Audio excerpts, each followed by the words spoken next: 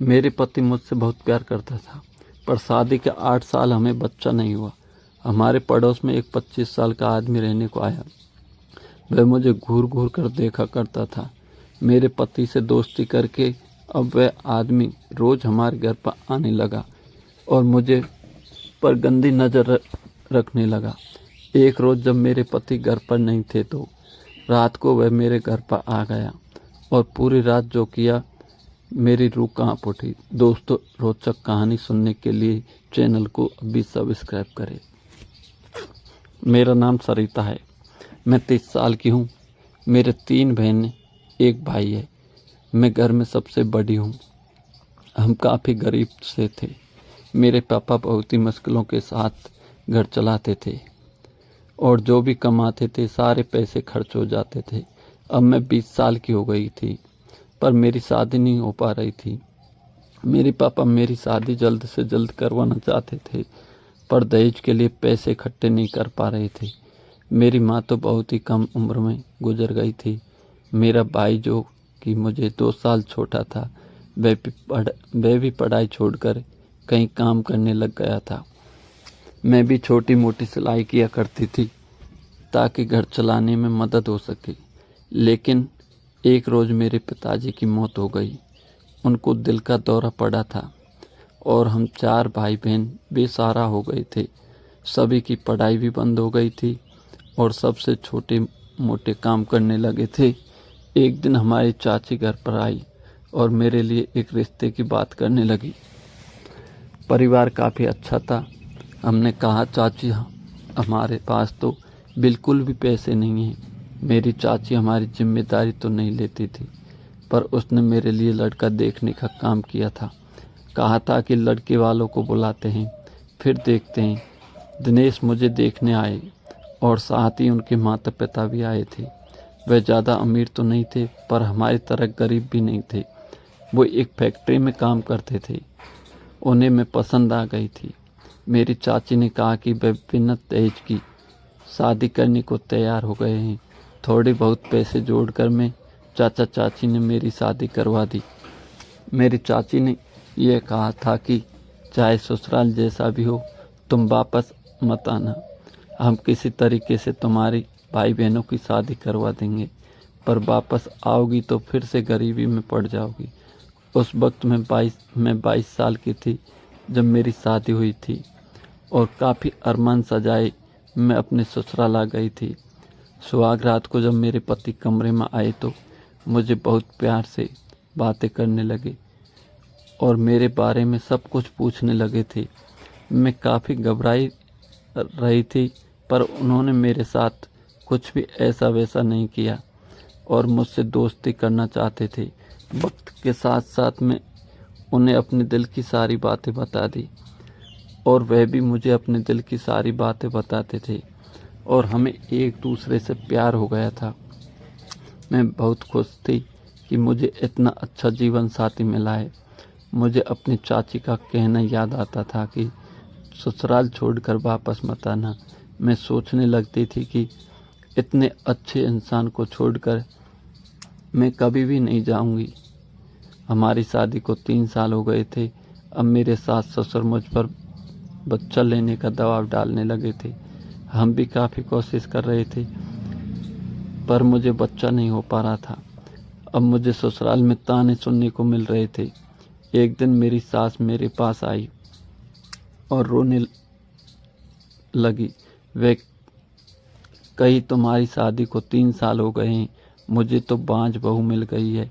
उधर मेरे देवर के लिए भी लड़की ढूंढने लगे थे और फिर एक लड़की उन्हें पसंद आ गई थी। मेरे देवर की शादी लाली से कर दी थी और 1 साल के गुजरते लाली गर्भवती हो गई थी।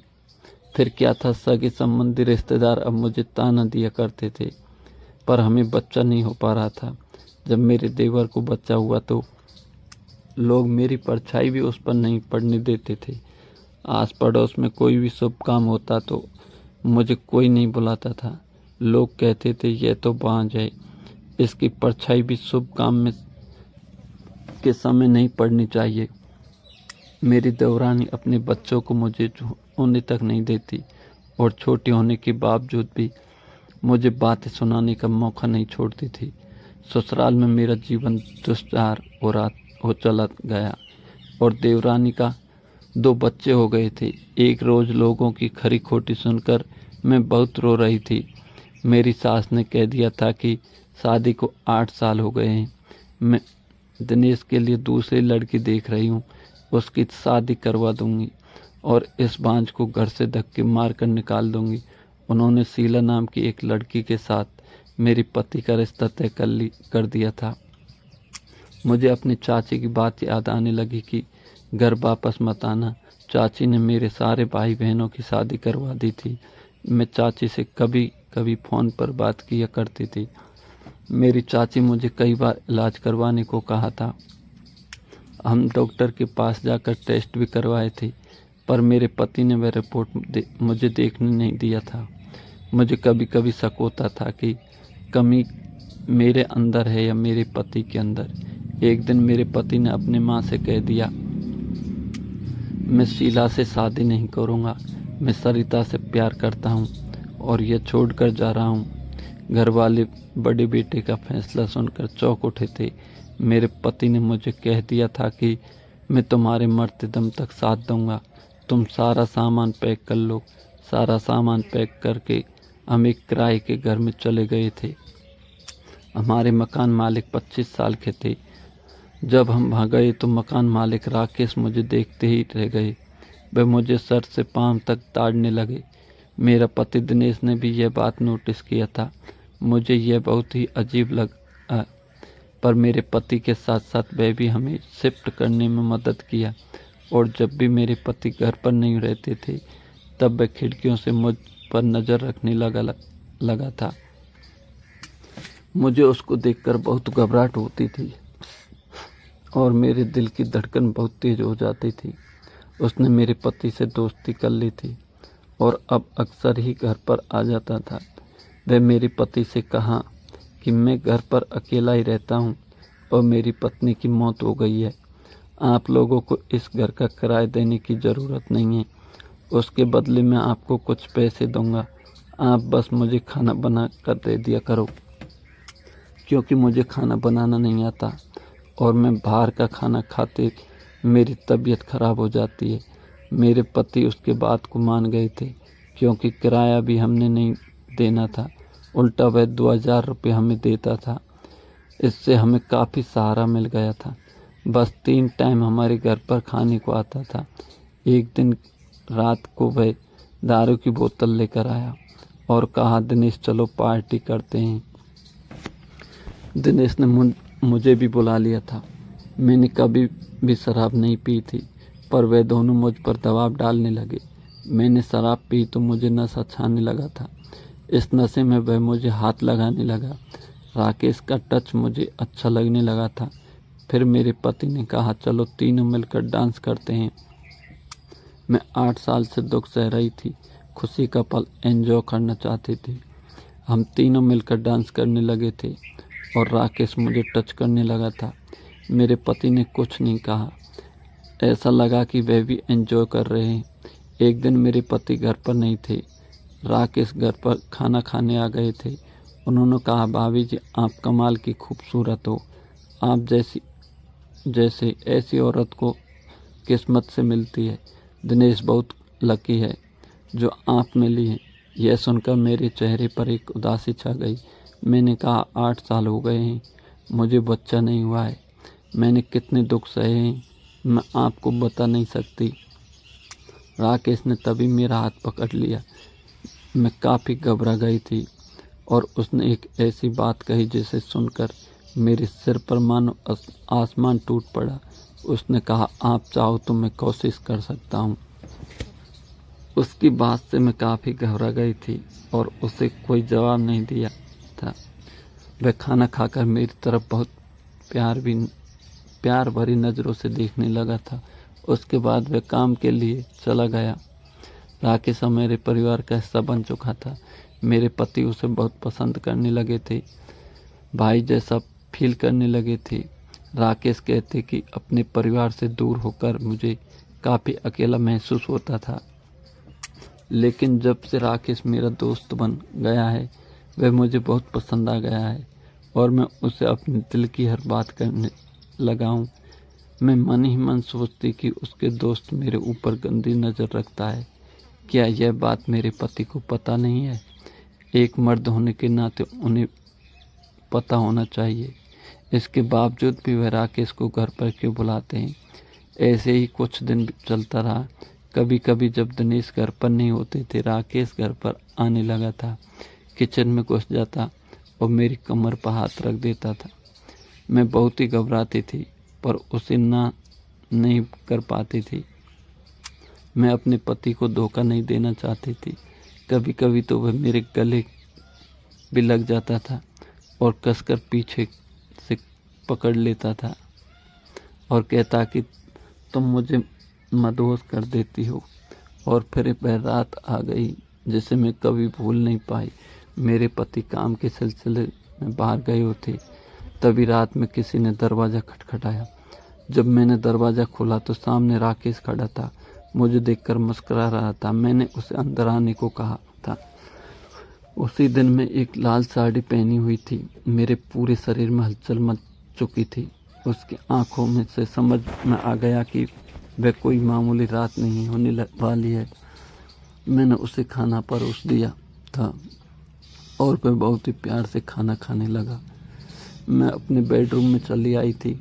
राकेश भी खाना खाकर अचानक बेडरूम के अंदर आ गया, मुझसे लिपट गया। उसने कहा, आज मैं तुम्हारे अपना बना लूँगा। जब से तुम यहाँ आई हो तब से मैं तड़प रहा हूँ। मैं उससे नहीं बोल पा रही थी और घबरा भी रही थी। उसने कहा, तुम्हें जो चाहिए मैं तुम्हें दूंगा। लेकिन तभी मुझे अपने पति का ख्याल आया। मैंने कहा, देखो, अपने पति को धोखा नहीं दे सकती। उसने कहा, इसमें धोखा कैसा? मैंने कहा, मैं उसकी पत्नी हूँ और तुम्हारे साथ ऐसा वैसा रिश्ता नहीं बना सकती।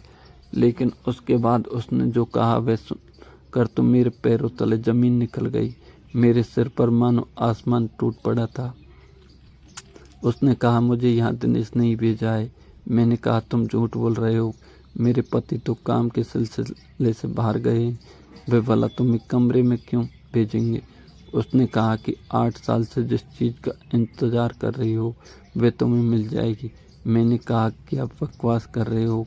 उसने कहा, मैं जानता हूँ कि तुम्हें एक बच्चा चाहिए और वह मैं तुम्हें दे सकता हूँ। मैंने कहा, अपने पति को धोखा देकर इस तरीके से मुझे बच्चा नहीं चाहिए। मैं और मेरे पति ट्राई कर रहे हैं। अगर भगवान ने चाहा तो मैं माँ बन जाऊंगी। तभी उसने एक ऐसी बात कही कि मेरी आंखों से आंसू आ गए। एक कागज़ का टुकड़ा उठाकर उसने मेरे सामने रख दिया। कहा, इसे पढ़ो।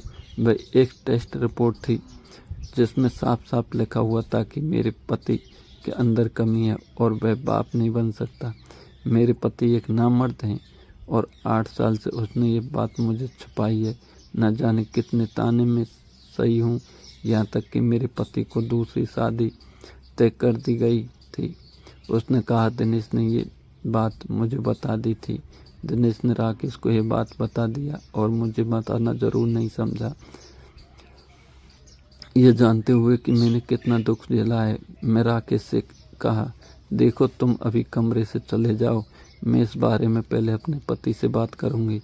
राकेश उस रात चला गया था क्योंकि मैं अकेली रहना चाहती थी। सालों के बाद मेरे पति की सच्चाई मेरे सामने आ चुकी थी। जब मेरे पति आए तो मैंने उनसे सारी बात कही। वे मुझसे माफ़ी मांगने लगे।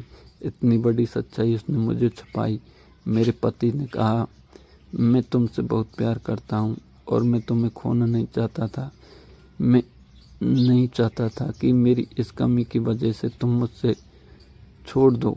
तुम्हारे बिना मैं नहीं जी सकता, पर मैं चाहता हूँ कि तुम दुनिया को जवाब दो।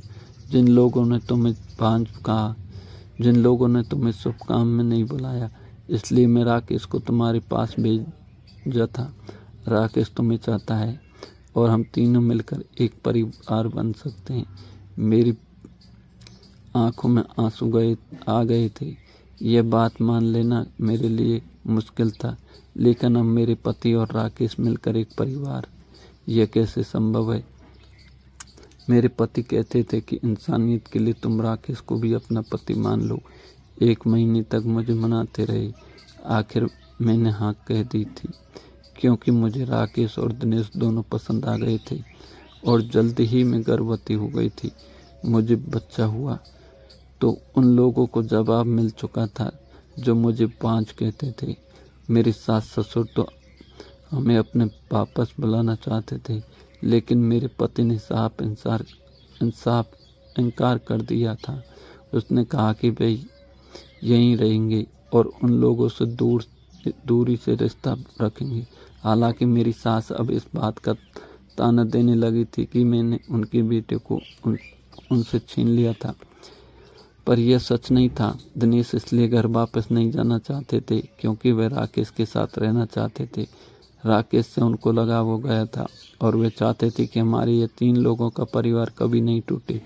मैंने इस अजीब रिश्ते में ज़िंदगी बिताई जहाँ सिर्फ पति पत्नी नहीं बल्कि एक तीसरा व्यक्ति भी परिवार का हिस्सा बन गया और मेरे बच्चों की हिफाजत करने लगा। दोस्तों, ऐसी कहानियों का मज़ा उठाने के लिए हमारे चैनल को अभी सब्सक्राइब करें, अपनी नोटिफिकेशन बेल को ऑन कर दें ताकि आपको कहानी का नोटिफिकेशन जल्द से जल्द